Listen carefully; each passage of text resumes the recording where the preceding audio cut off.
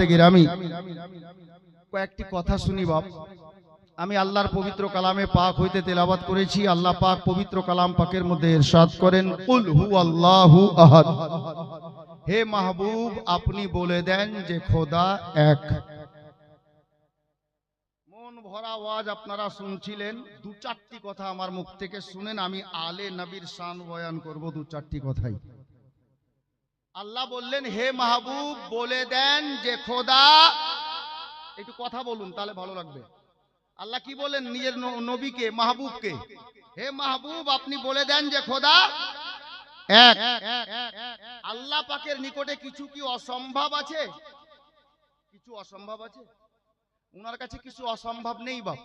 উনি যদি চাইতেন তাহলে উনি ডাইরেক্ট নিজের বান্দা বান্দিকে বলে দিতে পারতেন যে পৃথিবীর মানব জাতিরা শোনো, আমি তোমাদের সৃষ্টিকর্তা, আমি তোমাদের রব, ইয়াক ওয়াহদাহু লা শারীক।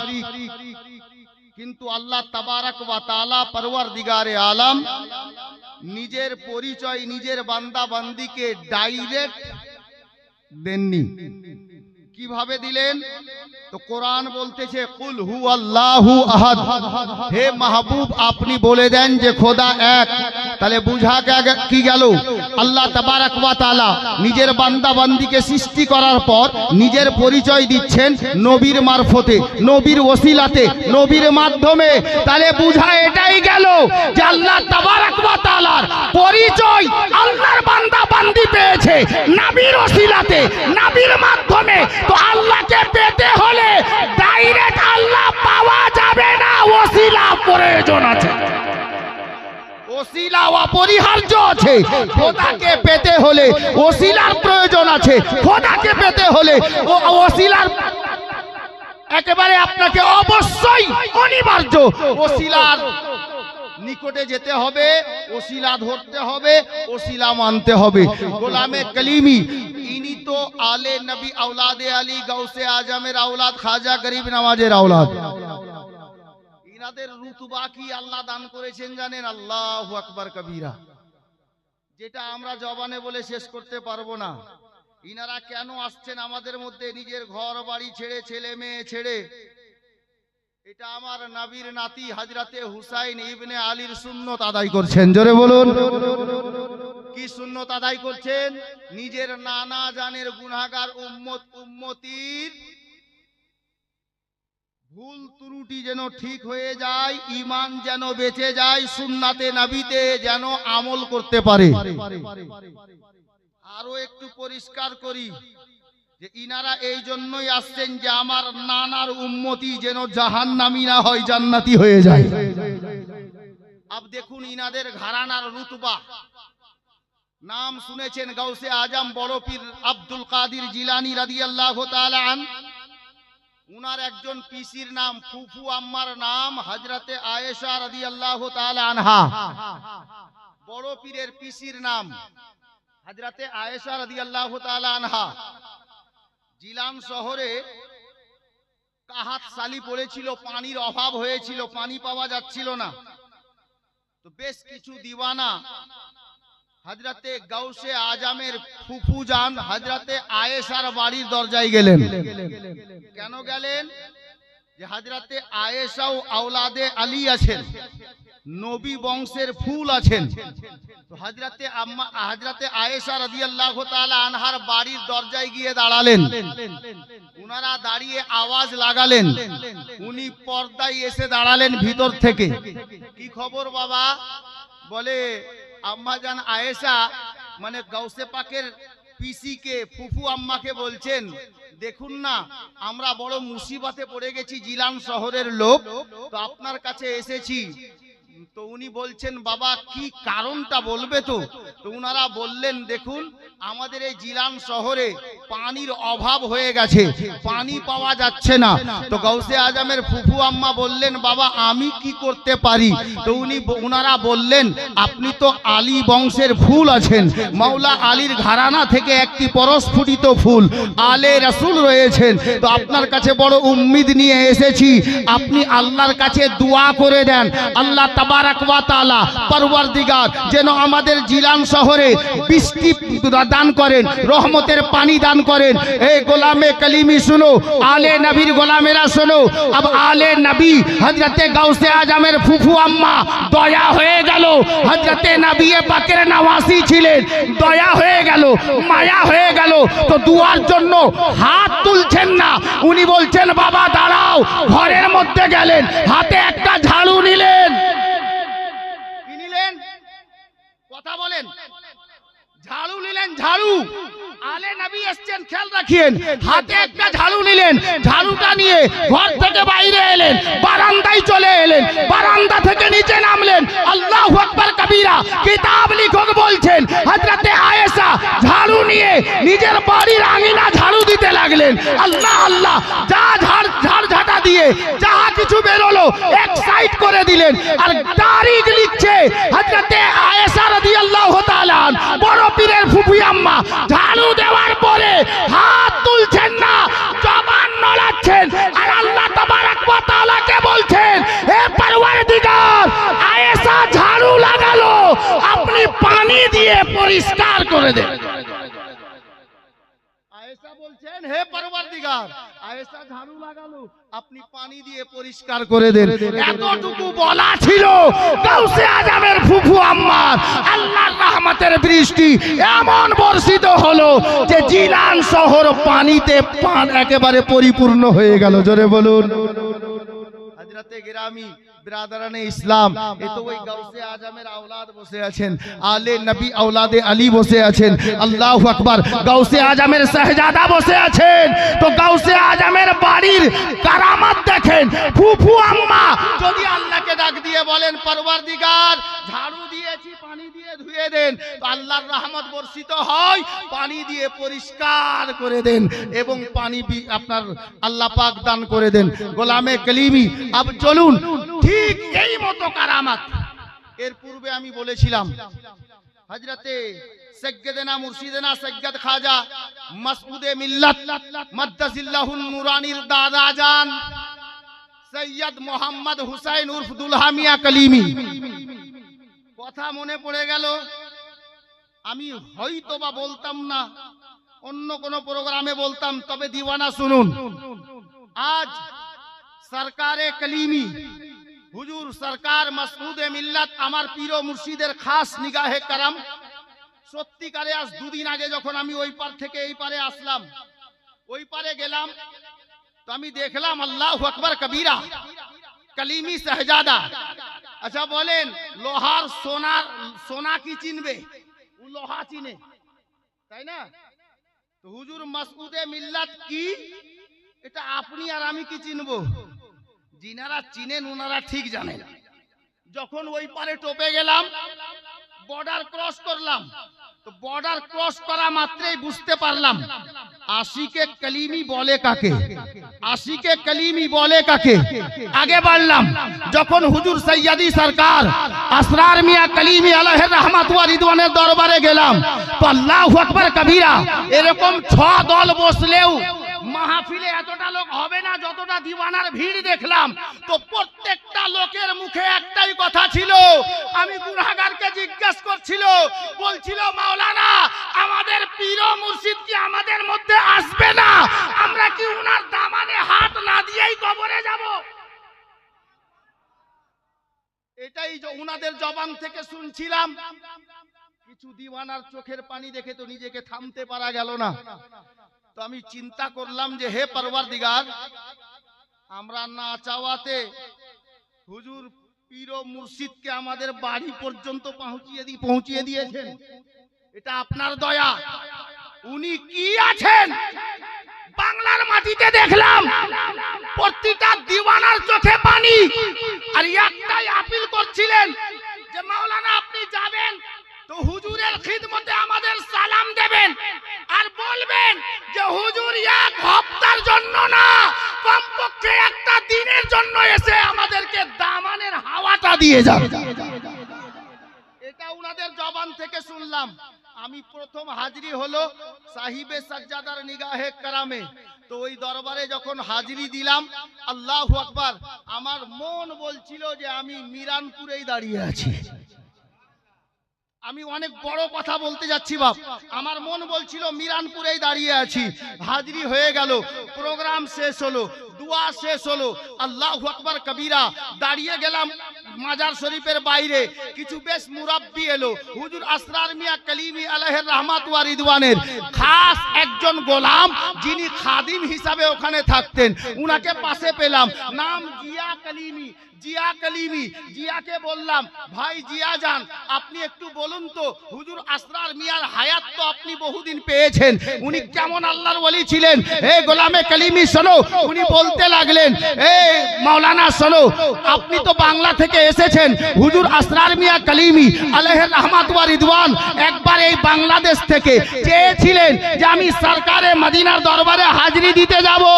তো গোলামে কালিমি শোনো, আমার মন বলল জিয়া তারপর কি হলো? তো জিয়া বলতে লাগলো, এ মাওলানা শোনো, যখন হুজুর আসরার মিয়া আলাইহির রহমা নিজের আব্বা জান সৈয়দি মুর্শিদি সৈয়দ খাজা মোহাম্মদ হুসাইন উর্ফে দুলহা মিয়ার দরবারে আরজি পেশ করলেন, আব্বা যদি হুকুম পাওয়া যায় তো সরকারে মদিনার দরবারে হাজিরি দি, তো দুলহা মিয়ার জবান থেকে বেরোচ্ছে, এই আসরারে মিল্লাত, মদিনা যাওয়া লাগবে না, বাংলাদেশে মদিনা বানিয়ে নাও, সরকারে মদিনা তোমার কাছে হাজির হয়ে যাবে।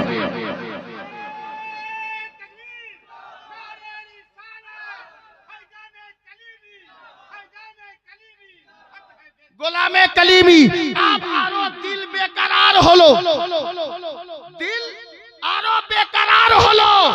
হুজুর আসরার মিয়াকে আমি নিজের দুই চোখে ডাইরেক্ট দেখিনি, আমি দেখিনি, অনেকে হয়তো দেখেছেন। তো আমার মন বলল, এই তো আব্বা হুজুরের ফরমান ছিল, উনি আর গেলেন না, দৃশ্য লাগলো ওই মতোই। अब উনাকে জিজ্ঞেস করছি, ভাই হুজুর আসরার মিয়া আলাইহির রহমাত ওয়া রিদওয়ান কত সালে পর্দা করেছিলেন? উনি বললেন 2004 সালে। 2004 সালে। 1998 সালে, অনেক বড় কথা বাপ, দিল থেকে শুনেন, 1998 সালে হুজুর আসরার মিয়া কালিমি আলাইহির রহমাত ওয়া রিদওয়ান নভেম্বর মাসে বাংলাদেশের একজন মাস্টার মশাই, হুজুর খুব ভালোবাসতেন উনাকে, ডাকলেন, কাছে বসালেন, আর উনি বললেন যে মাস্টারজি শুনো, আমি আর তোমাদের মধ্যে বেশি দিন থাকবো না, দুনিয়া থেকে বিদায় নেব, তো আমার মাজারটা এই দেউতাতে হবে। কালিমি গোলাম শুনো, আমার মাজার এই দেউতাতে করে দিও, নির্দেশ দিচ্ছেন, দেউতাতে মাজার হবে, উনি থাকবেন না, বলে দিলেন যে আমি 98 এর পরে পরে দুনিয়া ছেড়ে দেব, এতটুকু বলে দিলেন। মাজার কেমন হবে উনি ইন্তেকালের পূর্বে নকশা এঁকে দিলেন, যে এই মতো আমার মাজারের ডিজাইন বা নকশা হবে। আমি তাজ্জুব হলাম, কেমন আল্লাহর ওলি ইন্তেকালের পূর্বে নিজের মাজারের ডিজাইন বলে দিলেন যে আমার কবর এখানে হবে, আমার মাজারের ডিজাইন এটা হবে। তো জিয়া বলছে, মাওলানা এখন কি তাজ্জুব হয়েছেন, একটু আর দাঁড়ান, 2 মিনিট আর শুনেন। আমি বললাম, ভাই বলো। বলতে লাগলেন, মাওলানা 1998 এর শেষে উনি নভেম্বর মাসে বললেন যে আমি 98 এর পরে পরে বিদায় নেব, আর 98 এর শেষ মাসে ইন্ডিয়ার বুক থেকে খানকাহে হুসাইনিয়া কালিমিয়া মিরানপুর কাটরা শরীফ এর সজ্জাদা নসীন পীরে তরিকত রাহে রাহবারে শরিয়ত সৈয়দি মুর্শিদি সৈয়দ খাজা মাসরুর মিয়ার ফোন বাংলার মাটিতে এলো। ফোন আসলো মিরানপুর থেকে বাংলাদেশে, হুজুর আসরার মিয়া কালিমির দরবারে। এটা আমার খুশনসিবি যে এই ফোন উনি ওখানে রিসিভার ইস্তেমাল করতেন, ব্যবহার করতেন। আমি গুনাহগার জিয়ারত করে এসেছি, দেখে আসলাম যে এই ফোন, এই রিসিভার। তো তো জিয়া ভাই বলতে লাগলেন, ফোন আসলো মিরানপুর থেকে, কে ফোন করেছিলেন? বলে হুজুর মাসরুর মিয়া কালিমি ফোন করেছিলেন। আব মন চাইলো জিয়া ভাই বলুন না উনাদের আলোচনা কি হয়েছিল, আলোচনা কি হয়েছিল? বলে এতটুকু তো বলতে পারবো না যে আলোচনা কতটুকু হলো, তবে এটা বলতে গ্যারান্টি পারবো। কি বলতে পারবে? বলে হুজুর আসরার মিয়া কালিমি আলাইহির রাহমা ফোন রেখে দেওয়ার পর আবার ওই মাস্টারকে ডেকে পাঠালেন। মাস্টার হাজির হলো, আরো কয়েকটা দিওয়ানা হাজির হলো, একজন হাজী সাহেব হাজির হলেন। আর হুজুর আসরার মিয়া কালিমি বলছে, এই আমার ভক্তরা শোনো, আমি বলেছিলাম 98 এর পরে পরে বিদায় নেব। এই 98 থেকে নিয়ে আজ তোমাদের মধ্যে এলান করে দিচ্ছি, আমি আর 6 বছর ইন্তেকাল করব না, আরো 6 বছর বেঁচে থাকব।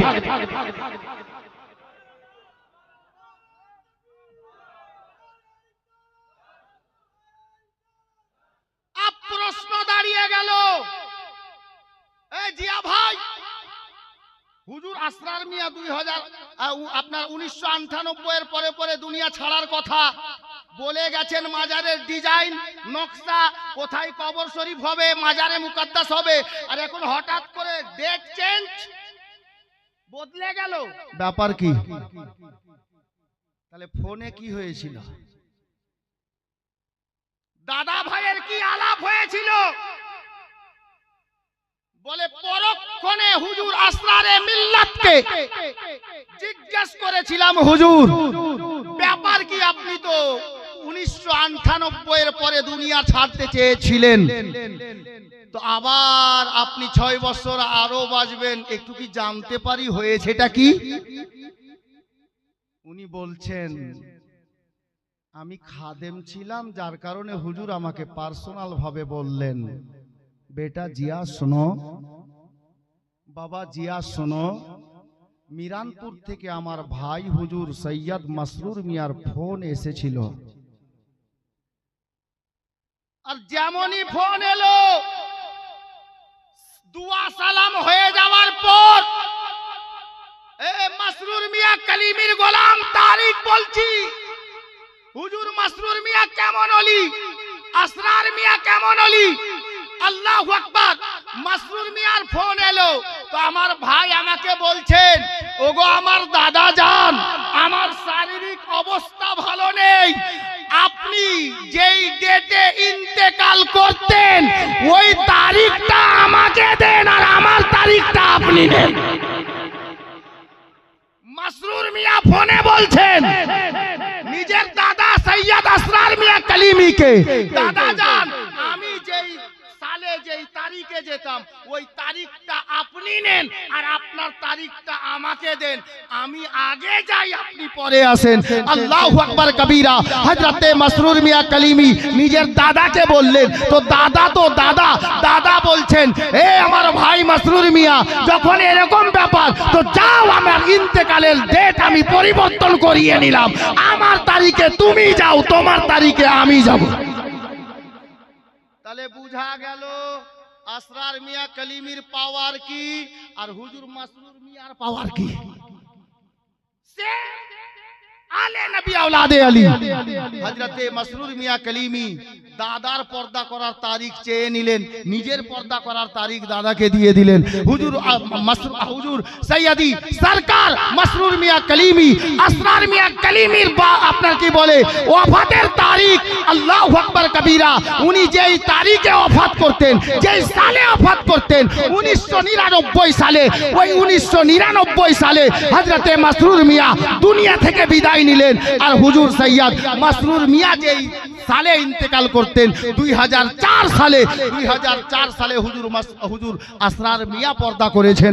বিরাদরানে ইসলাম, আপ দেখুন দাদা ভাই, ইনাদের রুহানি তাকাত দেখেন, উনি বাংলার মাটিতে থেকে, ইনি ইন্ডিয়ার মাটিতে থেকে সাহিবে সাজ্জাদা হিসাবে যিনাকে চয়েস করে নির্ধারিত করে বাছাই করেছিলেন, উনি অন্য কেউ নন, আমাদের রাহবার হুজুর সৈয়দি সরকার মাসউদে মিল্লাত মাদ্দাসিল্লাহুন নূরানি, জিনার ছায়া আমাদের মাথার মাথার উপরে আছে। হে পরওয়ারদিগার, আমরা সবাই মিলে দোয়া করব, আল্লাহ গো আমরা যতদিন বাঁচবো যেন সরকারে কালিমের ছায়া আমাদের মাথায় থাকে, কিয়ামতের ময়দানে যেন সরকারের পিছনে আমরা দাঁড়িয়ে যেতে পারি। জোরে বলুন মুআজ্জাজ। আচ্ছা বলুন, হুজুর সাহিবে সাজ্জাদা বসে আছেন, আর এই খাসকোল গ্রামটা হুজুরই আমাকে পাঠিয়েছিলেন প্রথম, আজ থেকে প্রায় 8 বছর আগে।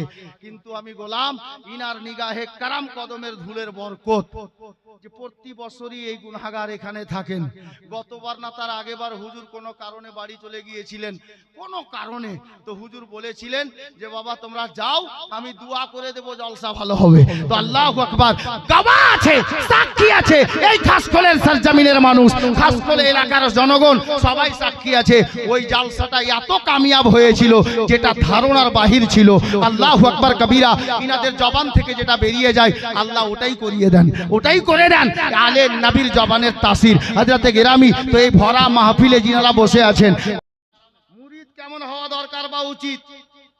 বাবা, আমাদের মধ্যে কিছু মুরিদ আছে আর কিছু মারিজ আছে। আমাদের মধ্যে কিছু মুরিদ আছে আর কিছু মারিজ আছে। খালি নামধারী মুরিদ, পীর মুরিদি কাকে বলে বুঝে না। একটু শুনেন, হযরতে এহিয়া মুনিরির এক মুরিদ এক সফরে এক নদী পার হচ্ছিলেন। নদী পার হতে হতে নদীর মাঝে গিয়ে উনি হাবুডুবু খেতে লাগলেন, ডুবতে লাগলেন। উনি যখন নদীতে ডুবছেন তো আল্লাহ তাবারাক ওয়া তাআলার একজন পয়গম্বর, একজন নবী, যিনি পানিতে জিন্দা অবস্থায়, জীবিত অবস্থায় রয়েছেন, হযরতে খিজর আলাইহিস সালাম। তো হযরতে এহিয়া মুনিরির মুরিদ পানিতে ডুবছে, দিওয়ানা শুনো, হাবুডুবু খাচ্ছে, ডুবে যাবে, মারা যাবে, ইন্তেকাল বরণ করবে।